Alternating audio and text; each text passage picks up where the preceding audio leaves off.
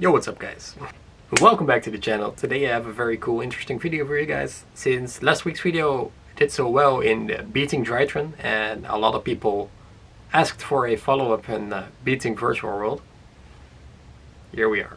Virtual World is a deck that was released in the last main set, but it's here to stay. In the next set it's gonna get 2 more support cards that I will talk about too, and I will teach you guys in this video what the proper choke points are, how to play against the deck, what the mentality should be when you're playing against it, and yeah, to prepare for the new format where it has even 2 more cards. To make things clear and to properly understand it, we do have to talk about the new cards first, because they change a lot. I'm gonna be reading them off of my phone. Alright, they're gonna get 1 more level 6 monster, and I'm gonna read this entire effect out for you guys. It's gonna pop up on the screen too in the best quality ever. Name is Virtual World Otohime Tutu, level 6, Earth, Wyrm. 1200 attack, 1800 defense. If you control no monsters, or all monsters you control are psychic and or Wyrm monsters, you can normal summon this card without tributing. If this card is in your graveyard, you can discard 1 psychic or Wyrm monster, special summon this card as a tuner, but banish it when it leaves the field. Also for the rest of this turn, you can only special summon level/rank 3 or higher monsters. You can only use this effect of Virtual World Otohime Tutu once per turn. So what do we really get of this card? Of course, it properly belongs in the archetype, like it should. Being level 6, being both a tuner and a non-tuner is perfect for the deck. Easily summonable. It does take up your normal summon, but this deck really didn't have quite a normal summon yet. It kind of conflicts though, because you sometimes want to normal summon your Nyan to get its place going. But you can just normal summon this when the field is empty anyway, so that's really cool. It summons itself back, which is quite important, so it's kind of Nyan 2, literally, because it's twice Nyan being level 6. With the same effect when it's revived in the graveyard, it becomes a tuner. But yeah, this card just fits in perfectly in the deck.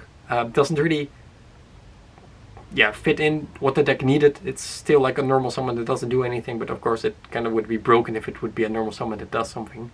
But being able to being revived back by either its own effect or like with Nyan, this card is really, really solid for the deck. It's another level 6, making them have 2 level 3s that summon themselves, 2 level 6s that summon themselves, and then 1 level 3 and 1 level 6 that summon themselves in this particular way. With the same restriction locking you into levels, which makes sense because the entire archetype does that. Yeah, overall, this card will definitely be played to, whether it would be at 3 or at 2 or at 1, I'm not really sure. I believe this fits in perfectly for the deck, and it's definitely going to see some extra play, just because it's able to summon itself back, which is really insane. It's really interesting to keep in your head already that this is a card that we'll be seeing play after VFT gets banned, because this is one of the easiest ways for the deck to make it soak in ever. Yeah, definitely a solid card. The other card is a trap card. It's called Virtual World Gate Xuan Wu. The guys that make up these names are like on acid. It has 2 effects, 1 in the graveyard, 1 on the field. The 1 on the field isn't relevant, but we will be reading it anyway. During the battle phase, Kek. If you control another Virtual World Gate card, you can target 1 phase of monster on the field, change its battle position. During your main phase, you can banish this card from the graveyard. Then target 1 Virtual World monster in your graveyard. Special summon it, but negate its effects. Then send 1 card from your hand to the graveyard. You can only use each effect once per turn. You can only activate 1 Virtual World Gate per turn. Now the first effect, of course, is god awful, changing battle positions, but it's the second effect that really comes into play. It's basically a monster reborn. Exactly that, because you lose a card in your hand and it summons a card back. It's only once per turn though, which is balanced. But this is definitely a card that the deck will play. One of the main things why the deck really is at a weird state right now is because it only has 1 trap card. So sometimes, especially in the grind games, you know, you cannot really send another trap from your deck to the graveyard to resolve a full effect properly. But this card really fixes that, because now they have like a couple of monsters to send, like infinite, and they have 2 spells and 2 traps that they can send from their deck to the graveyard. This card will definitely not be a 3-off, it's definitely not as good as Kuche, but it will definitely be a 2-off at least, if they're not playing 3, because 3 could be fine. But you know, the 2 new cards really cut into their toolboxiness, where they can play like hand traps or like staples. Like, it's a pretty tight deck list already. Like, they main like 3 of every card, so now it's gonna differ a little bit. So you're gonna see some diversity in Virtual World deck list. So yeah, I'm not really 100% informed on what the new deck list would look like. These cards do change a lot, but they don't change, you know, that much. But the deck definitely gets an insane power boost by these cards. So what's kind of different from the virtual world video is that this deck doesn't really have choke points. You know, I cannot say Ash this and you will 90% of the time win the match, because that's just not true.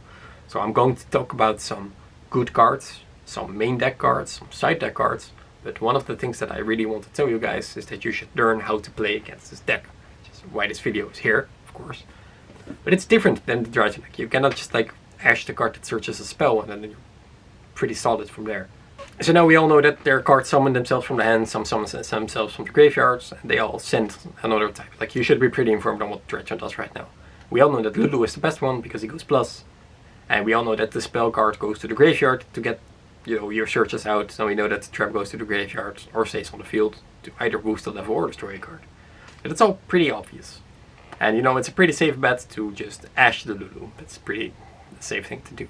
But you can Ash literally any of the virtual world cards. So what's, you know, the most important thing? What's the goal of virtual world? First of all, it's not really a combo deck. It's more of like grind control deck, pumping out VF3, stopping your opponent. But they also have a lot of access to recursive effects, and they have their trap card Couché. And they have Shen that comes back at the mean synchro macrocosmos card. So these are all the things that you really should be keeping in mind of, you know, what is this deck going to do? What am I going to be prepared for? Because you can stop them one turn, but the next turn they're just gonna come back. Now, their strong part is definitely their grind game, being, you know, all 3-offs and all very high quality cards, and they all have very nice recycling effects too. This deck really is something that you don't really want to go take to the, you know, grind game unless you can properly shut them out. So one of their weaknesses is that they don't really have the damage output. They can definitely make OTKs with their hand, undisrupted, but it's pretty easy to disrupt their, you know, second turn OTK. Their third turn OTK is going to be a little bit more difficult because then they have resources in their graveyard to work with, so that's something to keep in mind as well. So yeah, one of the things that I usually do against this deck is, you know, deplenish their resources turn 1 so that their board isn't good enough and that they don't get their resource set up, and then in your turn you will play or break through their field and then leave them with, you know, not that much resources. So what, you know, should you be able to read on? First of all, their spell card that they activate, the virtual world Kowloon City, activates a spell or trap from their deck. Now this is very important to keep in mind. This is a card that you can Ash, which is probably not correct, but it's an interesting thing to do, because one of the things this card does is they put up their trap. Now if you want to know what's so important of their trap, if they have their trap face up, they can use a monster to send the spell. And if they send the spell, they have access to any card in their deck that they were missing, which is very important. You should always deny the trap card on the field, either with a Cyclone or with any other ways, you know. But if they're going first, it's an option to, you know, Ash this card. It's not really the best, but you should definitely just kind of figure out their hand. This is probably their starting play, because getting their trap on the field enables the spell to go to the graveyard, which is something that you really don't want to do because their spell fixes their hand entirely. Now, of course, the spell card on the field is really not that bad. You can banish it, which is nice because then it doesn't come back. But it's okay because then they can only Foolish Burial a monster or a trap, which is definitely not as impactful as the spell, so that's definitely not their best opening. And if they normal summon a monster, they can also send the spell, and the spell is their main way to, you know, search the card they need, to search the Lulu. And if they search the Lulu, they can search another card so they can keep going. So one of the focus points here is getting access to the cards they're missing, and the only two cards that do that is the spell card at the grave and the Lulu, which is one of the things that we're going to side deck for in a little bit. But then of course you also have the Lulu, which is one of the important cards. So a lot of people really shotgun this card to negate it, but if their hand is good enough, you can just play through that. So I'm going to teach you a little bit about the things that you are sure to be negating and the things that you are better not sure to be negating. So a pretty safe bet always to just do it is to, you know, Ash the Lulu or stop the Lulu in some form of way. Doing this will make them have one less card to work with, and they have to rely on the other cards in their hand. If they have really good cards, they can still play, so that's rather unfortunate, but it's definitely a thing to do. And one of the things you can also do is just negate their access to a spell.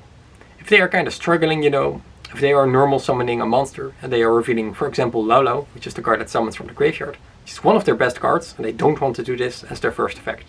So if you manage to recognize, oh, they have a monster, oh, they use Laulau as their first effect, then they are probably struggling for resources. They have to get that spell to the grave. Pretty safe to Ash the Laulau, or the GG, or all those cards. Display only gets punished if they have a Lulu in hand, but if they have a Lulu in hand, then they would have probably activated that earlier. So this is only really, 100% guaranteed foul proof when they open with Laulau. If they open with any other card, it's still pretty safe to just Ash it to deny their resources, but you're kind of betting on them having not like the best hand. And after that, of course, just stopping the Lulu or stopping the spell in the grave if they have access to it is also pretty nice. Make sure to keep attention to their board. Do they have a tuner and a non-tuner? Do they have any other ways to get card draw? They also play Desires. They also play Talents, which are also ways to get more cards. So definitely, try to recognize their hand. Try to see what they have. Try to, are they fighting to get that spell in the graveyard? Or are they just doing like Lulu as their first play? Do they have access to the trap already? Like, keep in mind that you want to stop the spell, stop the Lulu. And if they are really desperate, you can just stop the Laulau and then end their turn as well. So those are kind of the key points, to focus on. Other choke points are cards like Chao Feng, which I've been seeing play in the combo build. Ash the Chao Feng or stop the Chao Feng, and their entire turn can just be done if they don't expect this, because Chao Feng adds a tuner, adding with the Laulau, making Cloud Castle go plus, which is a pretty solid card to stop. I personally don't think that the Chao Feng build is really good at all, but if they're playing it, then you can just stop the Chao Feng. That they destroy with your own trap card if you don't know what it does. Cloud Castle is a pretty safe bet. One of the things with this deck is it can play through Nibiru pretty safe, because they make a VFT, they use effect to Nibiru, they just do Laulau, they have another Nibiru. So yeah, Cloud Castle, stopping that is also pretty solid. Just, always start to keep in mind what they have. Do they have they used their Shen Shen? Did they use one Cloud Castle yet? Is there a VFT on the field? Kind of keep in mind what their options are. So now I'm going to talk about, cards that you can main deck in your deck that are pretty good this format, and cards that you want to stop. So first of all, their Lulu is something that you definitely just can Ash, which is pretty nice to do. Laulau is a card that you can Ash, is a card that you can Bell too, which is pretty nice. Do note that it doesn't target in the grave, so DD Crowing their target really doesn't do anything. Chao Feng is a card that you can Ash or negate in any other way, which is also pretty nice. The Spawn Trap cards are cards that you can just Cosmic Cyclone away, diminishing your resources. If you use a Virtual World monster in your hand and you Cyclone the card that they are targeting, their effect fizzles too, which is pretty nice. Just something to do. Not negating their effect, but it doesn't resolve. Keep attention to the spell in the graveyard. That's a card that you can DD Crow. Keep attention to the Shen Shen Synchro in the graveyard. It's a card that can always come back and banishes cards, and then they shuffle them back for their trap, and then they have their resource game. So if you just banish that card, it's pretty solid too. They can shuffle it back afterwards, but that's some point. Just like the spell, be sure to banish the spell with DD Crow, or negate it with something like Skullmeister, which is also pretty nice to do. You don't really have to Skullmeister the Yan Yan, unless of course it's the only card they have, but you should probably just keep focusing on negating the spell card in the graveyard. So cards that are pretty good in the main right now are Ash, Cosmic Cyclone, if you're going first or second to stop their trap, and DD Crow, which are cards that are pretty solid this format. The main, Ash is becoming more and more popular, and I can definitely see why, because that card is just honestly insane this format. For the side deck, we definitely have Crows if you are not maining them already, and Bell's pretty good versus Laulau mostly. It has applications for Yan Yan, but that is just not the best thing to do. But versus Laulau, it's pretty good. It's just, Laulau is mostly how they make their end bodies, and it's pretty nice to stop that also for the grind game. So Laulau definitely nice. Do keep in mind they keep their cards in hand for the next turn, so that's something that you, while you're playing, you have to deal with too. Then we have Droplets, definitely for VFD. Of course, if your deck doesn't have a good VFD matchup, then Droplets definitely is necessary. Helps you kick over stuff. It helps with Shen Shen as well. Do note that you cannot send a monster from your field if the Shen Shen is on the grave, but that should not really be an issue if you're going second anyway. I have Gamma, which is a card that's not very good this format. It does deal with the cards they activate in hand, and it also deals with VFD. It also deals with Cloud Castle, so these are definitely options to consider if you're having a lot of trouble with Virtual World on your local. We have, of course, Lancia. Lancia, pretty solid card. It stops their traps and spells from being banished, which is pretty nice, so that stops on card 2. And Lancia is a card that you should probably side in this format anyway. So Lancia definitely really nice to get in the side deck. Another card you could potentially try if your local is heavily infested with Virtual World is Mind Drain. Mind Drain stops opponent's cards from activating in the hand, which basically destroys the entire Virtual World deck. But yeah, that's basically it. Just keep in mind, try to read their hand as much as possible, try to read the situation, time your Ashe as impactful as possible. Don't try to use it on their first GG or Lily, but try to wait until they have the Lulu to stop their extending. Try to stop them from getting the spell in the graveyard and remove the spell from the graveyard, remove the spells and traps on the field, and that's pretty much what you should try to do. That's really all I have for you guys today. So if you have any questions, be sure to leave them in the comments section down below. Do you want to get another one of these small lessons to beat the deck? Let me know. I have already heard of Outlick. People wanted to see that, so that could be the potential next video. Let me know in the comment section down below. And we will see you guys in the next video. Bye guys!